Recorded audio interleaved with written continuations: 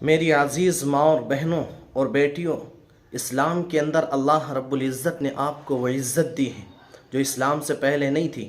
آپ سمجھیں، اسلام سے پہلے آپ کا مقام کیا تھا اور اسلام کے بعد میں آپ کا مقام اور عزت کیا ہے۔ اسلام سے پہلے پیدا ہوتے ہی زندہ درگور کر دیا جاتا تھا، یعنی قبر میں زندہ دفن کر دیا جاتا تھا۔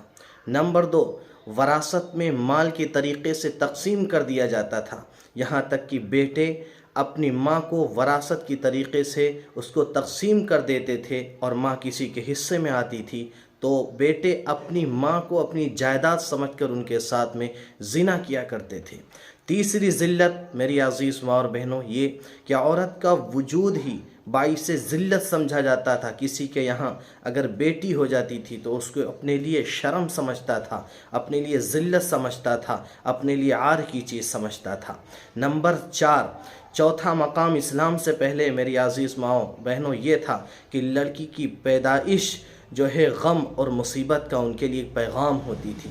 کہیں پر کوئی لڑکی پیدا ہو جاتی تو وہ ایک اسے غم سمجھتا تھا، لوگ اسے مصیبت کا پیغام دیا کرتے تھے۔ اب آئیے ہم اسلام میں آئے، اسلام نے ماں اور بہنوں آپ کو کیا عزت دی اور کیا مقام دیا۔ سب سے پہلا مقام، بیوی کی صورت میں اللہ نے بہترین خزانہ عطا کیا۔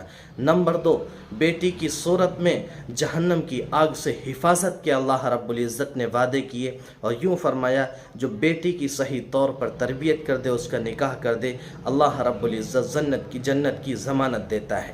نمبر 3، ماں کی صورت میں پاؤں تلے جنت دے دی، اور یوں فرمایا کہ ان الجنت تحت اقدام الامہات، کہ ماں کے قدموں تلے جنت ہے۔ اولاد اگر جنت چاہتی ہے تو ماں کی فرما برداری کر کے، ان کا حسن سلوک ان کے ساتھ کر کے اپنے لیے جنت کو وہ کما سکتا ہے۔ اور چوتھی عزت اللہ رب العزت نے اسلام لانے کے بعد میں یہ عطا فرمائی کہ لڑکی کی پیدائش کو باعث رحمت قرار دے دیا۔ اسلام بہت خوبصورت مذہب ہے جس نے ذلت سے ہٹا کر کے ہم کو عزت کے مقام پر اور بلندی کی پر پہنچا دیا ہے۔